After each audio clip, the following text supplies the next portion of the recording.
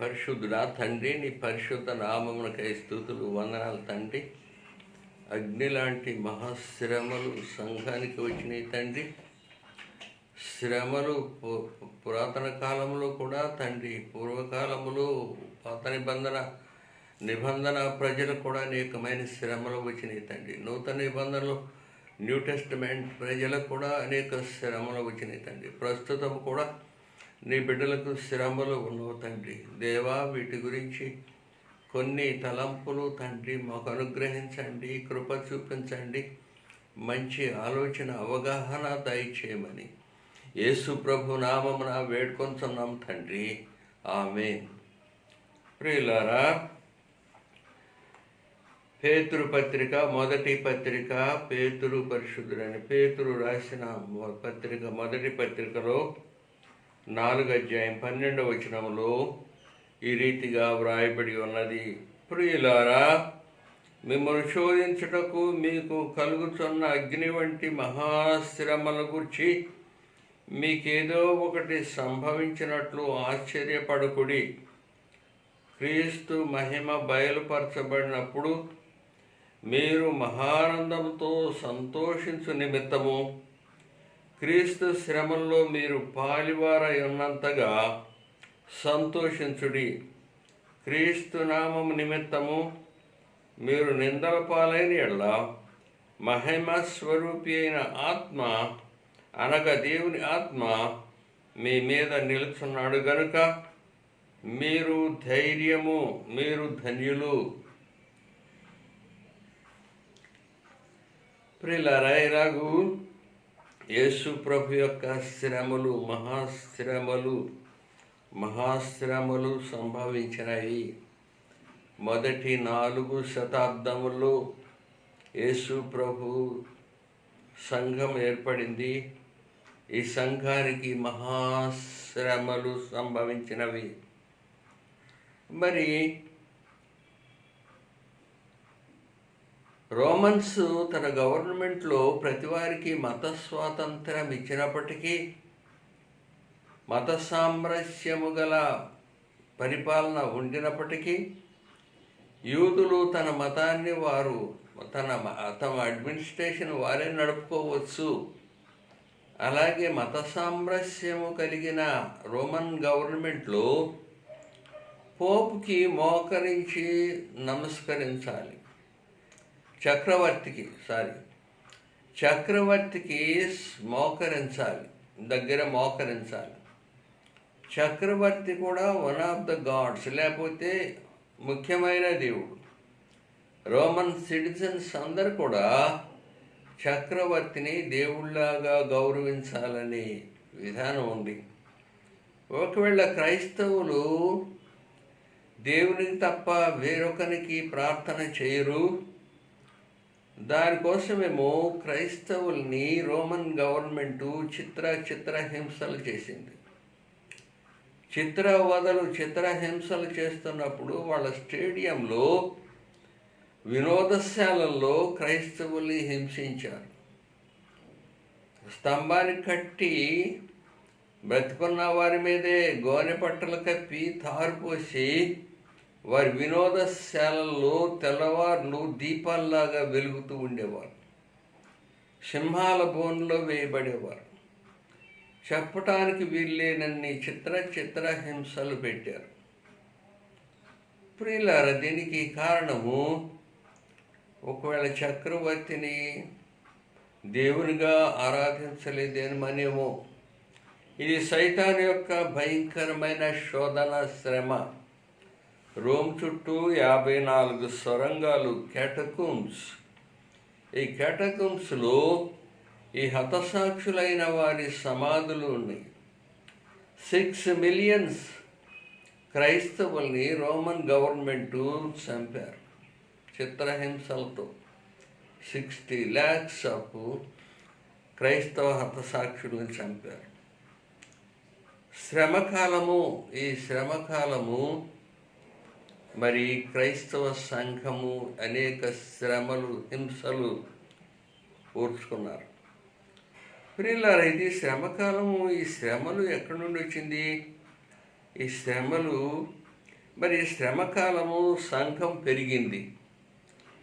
శ్రమకాలంలో సంఘం బహుగా పెరిగింది. ఎందుకంటే గవర్నమెంట్ని ఎదుర్కోలేదు వీళ్ళు, ఏ విధముగా వాళ్ళని ప్రొటెక్ట్ చేయలేదు, గవర్నమెంట్ని ఏ విధముగా గవర్నమెంట్ని దూషించలేదు. జస్ట్ వాళ్ళు పెట్టే హింసలన్నిటికీ ఒబే అయ్యారు అంతే. వాళ్ళు సింహాల బోన్లు వేస్తామంటే సరే వేయండి అన్నారు. వారు ఏ విధమైన చిత్రహింస చేస్తానన్నా సరే వేయండి అన్నారు. కాసి నూనెలో వేస్తామంటే సరేనన్నారు. ఎన్నెన్నో శ్రమలకి గురైన సంఘము ఆ రోమన్ గవర్నమెంట్ పెట్టి శ్రమ హింసకి ఒప్పుకున్నారే కానీ ఏ విధముగా వారు ఎదురు తిరగలేదు. ఈ శ్రమకాలములో క్రైస్తవ సంఘము వర్ధిల్లింది, పెరిగింది. అనేక మంది సాక్షులుగా, హతసాక్షులుగా సాక్షార్థమై హతమయ్యారు. దాన్ని చూసిన అనేక మంది రోమన్స్ ఆఫీసర్ భార్యలు కూడా యేసు ప్రభువుని సీక్రెట్ బిలీవర్స్, రహస్య క్రైస్తవులుగా అంగీకరించారు. ప్రియులారా, రోమ్లో లేకపోతే ప్రపంచంలో క్రైస్తవ సంఘము పెరగటానికి ముఖ్య కారణం ఏంటంటే క్రైస్తవులు హింసల పాలయ్యారు, హింసింపబడ్డారు. దానివల్ల క్రైస్తవ సంఘము పెరిగింది. అయితే 371 సంవత్సరంలో కాన్స్టంటైన్ చక్రవర్తి, రోమన్ చక్రవర్తి క్రైస్తవుడుగా మారాడు. ఆ క్రైస్తవుడుగా మారిన తర్వాత క్రైస్తవ సంఘానికి క్షీణదశ, తెగులు పట్టింది. చక్రవర్తి చేతి కిందకి సంఘం వచ్చింది. చక్రవర్తి డైరెక్షన్లోకి సంఘం వచ్చింది. గవర్నమెంట్ యొక్క డైరెక్షన్ చేతి కిందకి అండర్లోకి సంఘం వచ్చింది. అప్పుడు సంఘానికి ఒక విధంగా చక్రవర్తి నాయకుడయ్యాడు. యేసు ప్రభు బయట ఉండాల్సి వచ్చింది. సంఘానికి ఎంపరర్ చర్చ్, తర్వాత పోపల్ చర్చ్, పోపు సంఘము, పోపు అధికారము కింద ఉన్న సంఘము, చక్రవర్తి యొక్క అధికారమునకు గురి అయిన సంఘము గవర్నమెంట్ ఆధీనములోకి ఎప్పుడైతే వచ్చిందో, దేవుని చేతిలో నుండి సంఘము బయట లేకుండా ఉందో, అప్పుడు సంఘానికి క్షీణదశ. రోమన్ సంఘముతో పాటు క్రైస్తవ సంఘం కూడా క్షీణిస్తూ ఉన్నది. రోమన్ గవర్నమెంట్ క్షీణిస్తున్నప్పుడు సంఘం కూడా క్షీణిస్తుంది. ఎందుకంటే గవర్నమెంట్లోకి ఈ పాలసీ, అడ్మినిస్ట్రేషన్ సిస్టమ్ అంతా బబిలోన్ నుండి వచ్చింది. బాబిలోన్. ఆదికాండం 11వ అధ్యాయం చదివినప్పుడు అందులో నిమ్రోదు అనేవాడు సైతాను యొక్క బిడ్డ, కుమారుడు నిమ్రోదు. ప్రియులారా, అంతకుముందు 4 అధ్యాయంలో అలాగ చెప్పుకున్నాం. 2 బ్రాంచెస్ పెరుగుతున్నాయి. ఒకటి సైతాను, లూసిఫర్ యొక్క భయంకరమైన కోరలు, సంఘాన్ని మింగివేయాలని ఘట సర్పము, ద బీస్ట్, ఘట సర్పము ప్లాన్స్ ఒక బ్రాంచ్ లాగా అందులో వారికి సంబంధించిన హీరోస్ పుడుతున్నారు.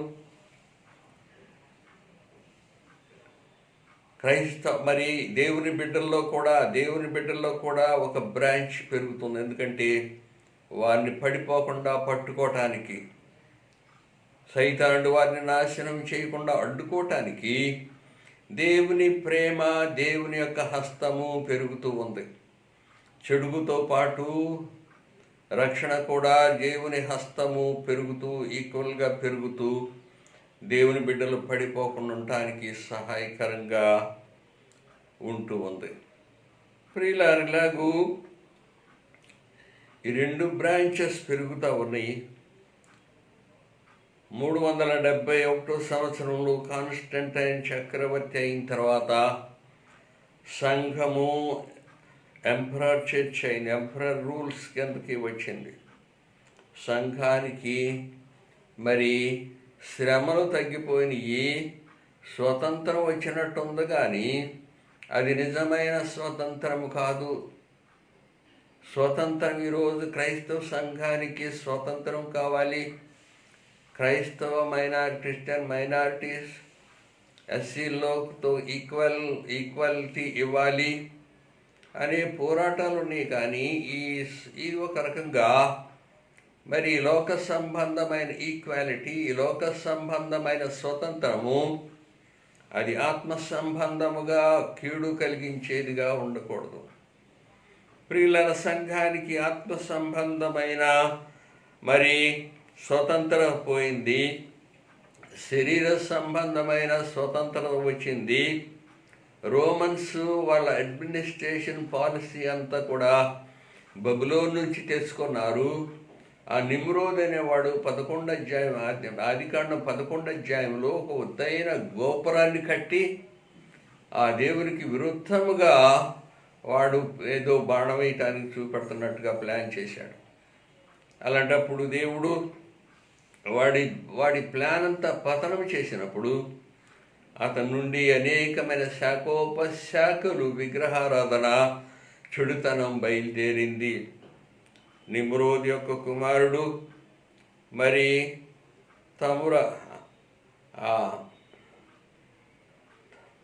తమూజ్,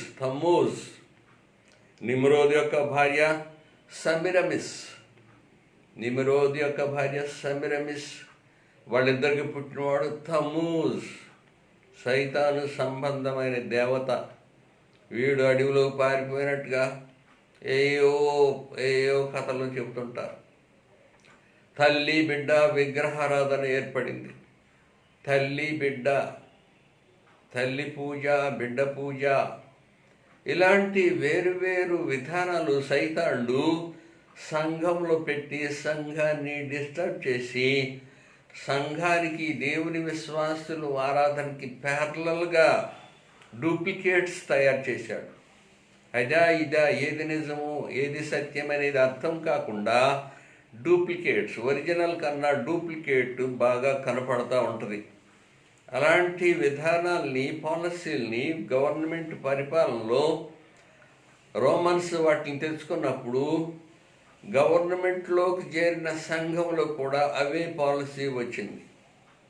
గవర్నమెంట్లోకి చేరినందువల్ల క్రైస్తవ సంఘము ఈ నిమ్రోద్ నుండి వచ్చిన సాటనిక్ ఫోర్స్ ఇవన్నీ కూడా క్రైస్తవ సంఘంలో కూడా వచ్చినాయి. ఎందుకంటే గవర్నమెంట్తో లింక్ అయినందువల్ల, గవర్నమెంట్ పాలసీ, గవర్నమెంట్ సిస్టమ్స్ క్రైస్తవ సంఘములోని కూడా వచ్చినందువల్ల క్రైస్తవ సంఘము పతనము, క్షీణ దశ ప్రారంభమైంది.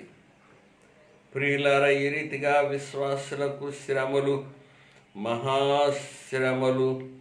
మహాశ్రమలు వచ్చినప్పుడు మీరు ఏదో పోగొట్టుకున్నట్టుగా క్రీస్తు మహిమ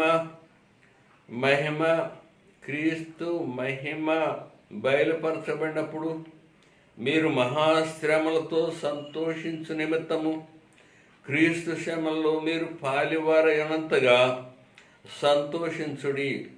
క్రీస్తు నామము నిమిత్తము మీరు నిందల పాలైన ఎడల మహిమస్వరూపైన ఆత్మ అనగా దేవుని ఆత్మ మీ మీద నిలుచున్నాడు గనుక మీరు ధన్యులు. ప్రియులారా, మహాశ్రమలకు గురైన వారి మీద క్రీస్తు ఆత్మ నివసిస్తున్నాడు కాబట్టి మీరు మహాధన్యులు.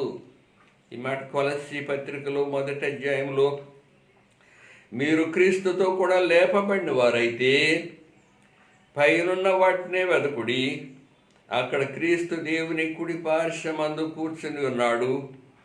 పైనున్న వాటి మీదనే గాని భూ సంబంధమైన వాటి మీద మనస్సు పెట్టుకొనకుడి. ఏలయనగా మీరు మృతి పొందితిరి, మీ జీవము క్రీస్తుతో కూడా దేవుని యందు దాచబడి ఉన్నది. మనకు జీవమై ఉన్న క్రీస్తు ప్రత్యక్షమైనప్పుడు మీరును ఆయనతో కూడా మహిమయందు ప్రత్యక్షపరచబడుదురు. ప్రియులారా, ఎంత గొప్ప ఆదరణ, ఎంత గొప్ప ఆదరణ! మీరు క్రీస్తుతో కూడా లేపబడిన వారైతే, మహిమలోకి వచ్చిన వారైతే, పైనున్న వాటినే వెతకండి, పైనున్న వాటినే వెతకండి. మీ జీవము క్రీస్తుతో కూడా దాచిపెట్టబడి ఉన్నది. మీరు మృతి పొందితిరి, మీ జీవము క్రీస్తుతో కూడా దాచిపెట్టబడి ఉన్నది. శరీర సంబంధమైన శ్రమలు, శరీర సంబంధమైన ఈ రక్తమాంసములతో ఉన్న ఈ శరీర సంబంధమైనవి, ఇది తాత్కాలికమైనవి, బహుతాత్కాలికమైనది. శాశ్వతమైన దేవుని ప్రేమలో, దేవుని యొక్క నిబంధనలు, శాశ్వతమైన దేవుని యొక్క జీవములో మన ఆత్మలు క్రీస్తుతో కూడా ప్రభువులో దాచిపెట్టబడి ఉన్నవి. మీరు మృతి పొందితిరి, మీ జీవము క్రీస్తుతో కూడా దేవుని యందు దాచబడి ఉన్నది. కనుక జీవమై ఉన్న క్రీస్తు ప్రత్యక్షమైనప్పుడు మీరును ఆయనతో కూడా మహిమందు ప్రత్యక్షపరచబడుదురు. ఆయన మహిమలో మీరు ప్రత్యక్షపరచబడుదురు. ఆయన మహిమలో మీరు ప్రత్యక్షపరచబడుదురు. ప్రియులారా, ఇలాంటి శ్రమకాలమును క్రైస్తవ సంఘము ఎదుర్కోవలసి వస్తుంది. ఇంకా శ్రమలు ఎదుర్కోవలసి వస్తుంది. కరువులు రావాల్సి ఉన్నవి, ఖడ్గము రావాల్సి ఉన్నది, అనేకమైన యుద్ధములు, రకరకాలైన యుద్ధములు, తెగుళ్ళు. ఇవి దేవుని యొక్క వెపన్స్. దేవుడు తన ప్రజల్ని కంట్రోల్ చేయటానికి, దేవుడు తన ప్రజలకి గుణపాఠాలు చెప్పడానికి, దేవుడు తన ప్రజల్ని వార్నింగ్ ఇవ్వటానికి, వార్నింగ్ హెచ్చరించడానికి దేవుని యొక్క సాధనాలుగా ఉంటూ ఉన్నవి. యోబు గ్రంథములో మనం చూసినట్లయితే, యోబు గ్రంథము మరి దేవుని గురించి Jesus Christ is my redeemer. Jesus Christ Yesu Prabhu my redeemer, నా యొక్క విమోచకుడని చిత్రీకరించాడు యోబు గ్రంథకర్త. మరి పేట్రియార్డ్స్ సమయము, సంఘ పితరుల కాలములో రాయబడిన గ్రంథము యోబు గ్రంథము. సంఘ పితరులో ఎవరున్నారంటే, అబ్రహాము ఉన్నాడు, తన కుమారుడు ఇస్సాకు ఉన్నాడు, ఇస్సాకు కుమారుడు యాకోబు ఉన్నాడు, యాకోబు కుమారుడు యోసేపు ఉన్నాడు. తర్వాత యోబు కూడా ఆ సంఘ పితరులో పేట్రియార్డ్స్లో ఉన్నాడు. 5 పేట్రియార్డ్స్. ఆ కాలములోనే ఈ యోబు గ్రంథం కూడా వ్రాయబడినట్టుగా దగ్గర ఆది కాండము తర్వాత, నిర్గమకాండము తర్వాత ఈ యోబు గ్రంథములో ఇలాగ యోబు వన్ ఆఫ్ ద పేట్రియార్డ్స్. ఈ సంఘ పితరుల కాలములో వ్రాయబడిన ఈ గ్రంథములో మరి యేసు ప్రభుని మై రిడీమర్, నా విమోచకుడు సజీవుడని నేను ఎరిగి ఉన్నానని చెబుతున్నాడు యోబు. ఎన్నో శ్రమలు, ఎన్నో అగ్ని లాంటి మహాశ్రమలు సంభవించినప్పుడు ఒళ్ళంతా చిల్లపెంకులతో గోక్కుంటూ ఎండలో కూర్చొని విలపిస్తూ హేళనకు భార్య కూడా నువ్వు ఆ దేవుణ్ణి దూషించి విడిచిపెట్టు చచ్చిపోమంటుంది. ఇలాంటి భయంకరమైన మహాశ్రమ కాలంలో యోబు అంటున్నాడు, నా విమోచకుడు సజీవుడని నేను ఎరిగి ఉన్నాడు. ఈ గ్రంథంలో ముఖ్యాంశం ఏంటంటే, కీవర్డ్ ఏంటంటే ట్రయల్స్. కీవర్డ్ ట్రైడ్, శ్రమ, శోధన. ఆయన నన్ను శోధించిన తర్వాత నేను సువర్ణము వలె మారెదను. 23:10 యోబు గ్రంథము 23:10 యోబు గ్రంథానికి అంతటికి మూల వాక్యం ఏంటంటే, ఆయన నన్ను శోధించిన తర్వాత నేను సువర్ణం వలె మారెదను. ప్రియులారా, మరి why God's people suffering? Why the righteous suffering? ఎందుకు నీతిమంతులు సఫర్ అవుతున్నారు? ఎందుకు నీతిమంతులు శ్రమ పొందుతున్నారు? ఎందువల్ల నీతిమంతుడు శ్రమ పొందుతున్నాడు అంటే ఒక ప్రక్క చెప్తుంది, నీతిమంతుడు విశ్వాసము ద్వారా జీవిస్తాడు. హోషేయ గ్రంథంలో ఒక ప్రక్క హోషేయ ప్రవక్త ఘోషిస్తున్నాడు, నీతిమంతుడు విశ్వాసము ద్వారా జీవిస్తాడు. ఈ శ్రమలు తాత్కాలికమైనవి, ఎన్నగలిగినవి కావు. ఇది శరీరానికి వచ్చే శ్రమే, కానీ నిత్యము సువర్ణముగా మారేటట్టుగా, శ్రమకాలములో నేను చక్కని విశ్వాసిగా మారేటట్టుగా శ్రమకాలములు నాకు సహాయపడతాను. నన్ను శోధించిన తరువాత నేను సువర్ణముగా మారేదను. Why righteous people suffering? దేవుని బిడ్డలు ఎందుకు, నీతిమంతులు ఎందుకు సఫర్ అవుతున్నారు? నీతిమంతులు ఎందుకు సఫర్ అవుతున్నారంటే ఎందుకు? మరి ప్రకటన గ్రంథములో 7వ అధ్యాయములో 14వ వచనములో మరి ప్రకటన గ్రంథకర్త కలిగిన దర్శనము, ప్రకటన గ్రంథకర్తకు కలిగిన, యోహానుకు కలిగిన దర్శనములు ఈ తెల్లని వస్త్రములు ధరించుకున్న వీరెవరని అడుగుతున్నాడు. అటు తర్వాత నేను చూడగా, ఇదిగో ప్రతి జనములో నుండి, ప్రతి వంశములో నుండి, ప్రజల్లో నుండి, ఆయా భాషల మాట్లాడు వారి నుండి వచ్చిన ఒకడు లెక్కింపచాలని ఒక గొప్ప సమూహము కనబడిను. వారు తెల్లని వస్త్రములు ధరించుకున్న వారై ఖర్జూరపు మట్టు చేత పట్టుకొని సింహాసనం ఎదుట గొర్రెపిల్ల ఎదుటను నిలువబడి, సింహాసనాసీనుడైన మా దేవునికి, నీ గొర్రెపిల్లకును మా రక్షణకై స్తోత్రమని మహాశబ్దంతో ఎలుగెత్తి చెప్పిరి.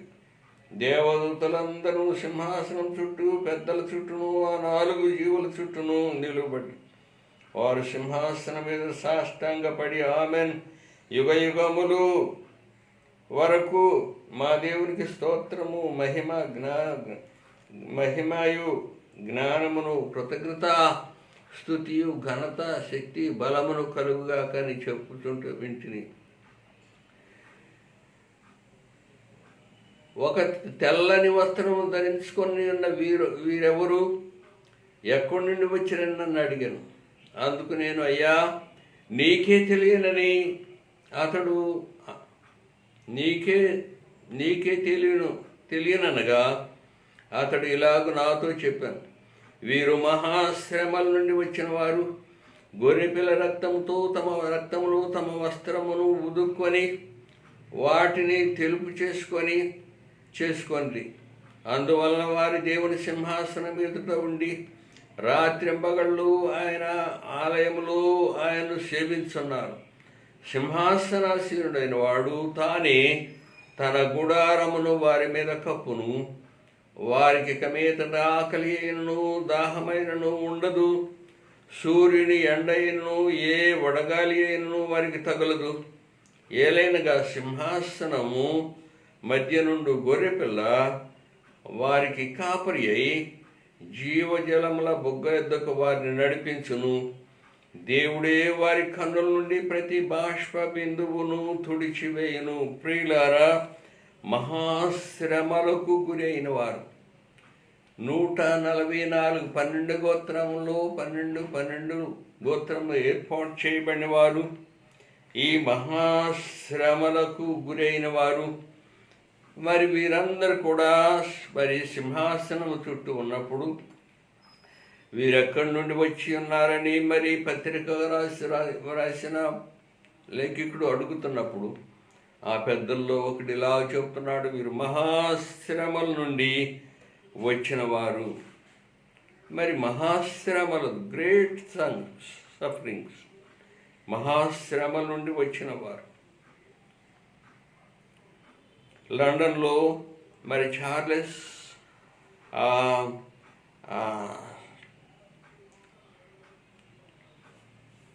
స్పర్జన్ లండన్లో జీవాన్ని కలుగు చేసిన వాడు, వన్ ఆఫ్ ద మరి ఆ జీవాన్ని తెచ్చిన వారిలో ఒకడు చార్లెస్ స్పర్జన్. ఆయన the prince of prince of preachers అనే బిరుదు, చక్కని ప్రసంగికుడు, గొప్పవాడు. ఆయన స్టేట్మెంట్ ఏంటంటే, men will never become in theology until the got suffering. మనుషుడికి శ్రమ వస్తేనే కానీ, మనుషునికి కష్టం వస్తే కానీ, శ్రమల పాలైతే కానీ వారు వేదాంతులు కారు, దైవానుగ్రహాన్ని పొందలేరు, దేవుని శక్తిని గ్రహించలేరు. శ్రమకాలములో శ్రమల్లో నుండి వారు అగ్నిలో నుండి తీయబడిన కొలిమిలాగా ఉంటూ ఉన్నారు. వారు అగ్నిలో నుండి తీయబడిన మండుచున్న కొలిమి లాంటి శ్రమల్లో ఉన్నవారు. వారు ఆది సంఘములో అలాంటి అగ్ని పాలైనారు. దాని శ్రమలకి ఎదురీదారు. ఆ శ్రమలకి తట్టుకొని వారు ప్రభు కొరకు జీవించారు. ప్రియులారా, great things never come from comfort zones. ఏ గొప్పవాడైనా శ్రమల పాలైన తర్వాత గొప్పవాడయ్యాడు. ఏ సైంటిస్ట్ అయినా అనేకమైన శ్రమలు పొందిన తర్వాత గొప్పవాడయ్యాడు. ఏ మత సంస్కర్త అయినా అనేకమైన శ్రమలకు గురై అతను గొప్పవాడయ్యాడు. Great things never come from comfort zone. సుఖభోగాల్లో ఉన్న వారిని అందులోంచి రాదు. ఇలాగే పరలోక రాజ్యము కూడా ప్రియులారా, కొంతమంది శ్రమల ద్వారా, కొంతమంది హింసల ద్వారా సంఘము కట్టబడింది. ముఖ్యమైన నాయకుడు యేసు ప్రభు. మరి ఈ హెబ్రీ పత్రిక 12వ అధ్యాయంలో మనం చూసినప్పుడు, ఇంత గొప్ప సాక్షి సమూహము మేఘము వలె మనల్ని ఆవరించి ఉన్నందున సులువుగా చిక్కులు పెట్టి, ఇంత గొప్ప సాక్షి సమూహము మేఘం వలె మనల్ని ఆవరించి ఉన్నందున మనం కూడా ప్రతి భారమును సులువుగా చిక్కులు పెట్టు పాపమును విడిచి విశ్వాసమున కర్తయు దాన్ని కొనసాగించువాడైన యేసు వైపు చూచుచు మనము మన ఎదుట ఉంచబడిన పందెములో ఓపికతో పరిగెత్తుదము. ఆయన తన ఎదుట ఉంచబడిన ఆనందము కొరకై అవమానము నిర్లక్ష్య పెట్టి శిలువను వహించి దేవుని సింహాసనం యొక్క కుడి పార్శ్వమున కూర్చొని ఉన్నాడు. మీరు అలసట పడకయు మీ ప్రాణములు విసుకకై ఉండునట్లు పాపాత్ములు మనకు వ్యతిరేకముగా చేసిన తిరస్కారమంతయు ఓర్చుకొనిన ఆయనను తలంచుకొనిడి. మీరు పాపముతో పోరాట్లు రక్తము కారణంతగా ఇంకా దాన్ని ఎదిరించలేదు. Jesus Christ is the pioneer of our faith. Jesus Christ is the pioneer of our faith. మన విశ్వాసమునకు కర్త అయిన వాడు, మన విశ్వాసమునకు మార్గమైన వాడు, మన విశ్వాసమును ఓపెన్ చేసిన వాడు, పైనీర్, ముందు వెళ్ళేవాడు, వెనకొచ్చే వాళ్ళకి మార్గము తెరిచినవాడు. ముందు శ్రమంతా అనుభవించి ఆ అపోస్తల హింసలన్నీ కూడా ఆయన ముందు అనుభవించి తర్వాత వచ్చేవారు ధైర్యముగా, చక్కగా, సంతోషముగా శ్రమల్లోకి పోవడానికి మార్గము తెరిచినవాడు. Is pioneer of sufferings, pioneer of our faith. The glorious company of apostles are looking, praising God. The godly fellowship of the prophets are praising God. The noble army of the martyrs, హతసాక్షులైన వారు, praising God and looking into the glory of God. దేవుని మహిమపరుస్తున్నారు. And the global church is acknowledging the glory of Jesus Christ. దేవుని యొక్క కార్యాన్ని, మహిమ కార్యాన్ని మరి అపోస్తలులు తొంగి చూస్తున్నారు. దేవుని యొక్క మహిమ కార్యాన్ని పూర్వకాలం ప్రవక్తలు, పాత నిబంధన పరిశుద్ధులు తొంగి చూస్తున్నారు. మరి అనేక మంది హతసాక్షులైన వారు పూర్వకాలము ప్రభువులో జరిగిన కార్యములు తొంగి చూస్తున్నారు. ఇంకా church in the world, the global church is pricing God. The global church is pricing God. ఇంత గొప్ప సాక్షి సమూహము మేఘం వలె ఆవరించున్నది. ప్రియులార, విశ్వాసులమైన మన పరుగు పందెములు, ఆత్మ సంబంధమైన ఈ జీవన విధానములు, ఈ క్రైస్తవ నిరీక్షణలో ఇంత గొప్ప పరుగు పందెములు, విశ్వాసులమైన మన పందాన్ని గెలవటానికి ఇంత గొప్ప సాక్షి సమూహము మేఘం వలె ఆవరించి మనం చూస్తున్నాం. అథ్లీట్ ఎంతో ఆటల పోటీల్లో నోబెల్ ప్రైజ్ పొందాలని ఆసక్తి ఉన్నాం. మరి అథ్లీట్స్ ఈ పందెపు రంగములో పరిగెత్తేవారు, పందెపు రంగములో ప్రాక్టీస్ చేసేవారు, ఈ పందెపు రంగము కొరకు పోరాడి ఎక్సర్సైజ్ చేసేవారు. ఎన్నో శ్రమలు పొంది కానీ ఆ స్థానాన్ని అలంకరించలేరు. కొంతమంది మరి గొప్ప గొప్ప సోల్జర్స్, మిలిటరీ వారు, సైనికులు, పోలీస్ డిపార్ట్మెంట్, వారి ట్రైనింగ్ చూస్తుంటే కళ్ళం నీళ్ళు వస్తాయి. ఎంతో శ్రమలకు గురైన తర్వాత వారి ట్రైనింగ్లో వారు పొందిన తర్వాత వారు ఆ జాబ్, ఆ పని చేయగలుగుతున్నారు. ప్రియులారా, comfort zone, great things never come from the comfort zone. సైతాండు మన చేత అనిపిస్తాడు. సైతాండు యోబు గ్రంథములో సైతాండు చెబుతున్నాడు, నీవు వాళ్ళకి అన్ని సుఖాలు కలుగు చేస్తున్నావు, అందుకని వాళ్ళు నిన్ను ప్రార్థన చేస్తున్నారు అంటాడు. యోబుకి అన్ని సుఖాలు కలుగు చేసావు, యోబుకి ఎంతో సౌఖ్యాలు కలుగు చేసావు, అందువల్ల ఆయన నిన్ను పూజ చేస్తున్నాడు. ఆయన కానీ శ్రమ పెట్టావంటే నిన్ను దూషించి వెళ్తాడు. అతడు యథార్థవంతుడు, న్యాయవంతుడు, దేవుని యందు భయభక్తులు కలిగి చెడుతనమును విసర్జించిన వాడు, భూమి మీద అతని వంటి వాడు ఎవడూ లేడు అని దేవుడు చెబుతున్నాడు. అందుకు అపవాది అంటాడు, ఊరకయే దేవుని యందు భక్తుడయ్యాడా? ఊరకయ్యే అవుతున్నారా? ఊరకయే దేవుని యందు భక్తులు కలవాడు ఆయన. నీవు అతన్ని ఇంటిని వారిని నీవు నీ చేయి చాపి అతను కలిగిన సమస్తను మొత్తిన ఎడల అతడు నీ ముఖము ఎదుటనే నిన్ను దూషించును. ప్రియులారి, పెద్ద సైతాను, మహాసైతాను గాడి యొక్క శోధన. క్రైస్తవులు ప్రాస్పర్ అవుతున్నప్పుడు మనుషులకి కలిగే ఆసక్తి మరి గొప్ప అనుమానం ఏంటంటే, వీళ్ళకి ఏదో వస్తుంది, డబ్బు వస్తుంది, వీళ్ళకి ఏదో అమెరికా నుంచి డబ్బు వస్తుంది, వీళ్ళకి ఏదో కలిసి వస్తుంది, దీనివల్ల లాభం వస్తుంది, అందువల్ల క్రైస్తవులు, అందువల్ల దేవుడు. డబ్బు పోతే అన్నీ పోతాయి, డబ్బు పోతే హల్లెలూయా పోతాయి, డబ్బు పోతే ఎంత ఆర్భాటం అంత పోతుంది. ఇలాంటి శోధన పెడుతూ ఉంటాడు సైతాన్. వీటన్నిటిని అధిగమించి దేవుని ప్రేమించటము, సైతాన్ పెట్టి శోధనని జయించటం, the shallow view of Satan. వీరి వల్ల మరి స్వార్థముతో ఉంటారు. స్వార్థం వల్ల మరి స్వార్థముతోనే దేవుని సేవిస్తారని శోధనలు సైతాన్ని పెడుతుంటాడు. ప్రియులార, వీటిని అధిగమించి దేవుని ప్రేమించడానికి దేవుడు తన కృప మనకు అనుగ్రహించుగాక. ప్రార్థన చేద్దాం. పరిశుద్ధుల తండ్రి, నీ పరిశుద్ధ నామమునకై స్తుతులు, వందనాలు.